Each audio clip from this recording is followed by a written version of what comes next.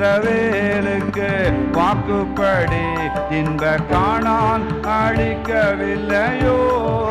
ஓ, இஸ்ரவேலுக்கு வாக்குப்படி இன்ப கானான் அழிக்கவில்லையோ?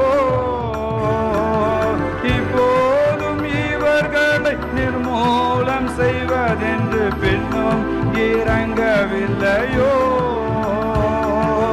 இப்போதும் இவர்களை நிர்மூலம் செய்வதென்று பின்னும் இறங்கவில்லையோ?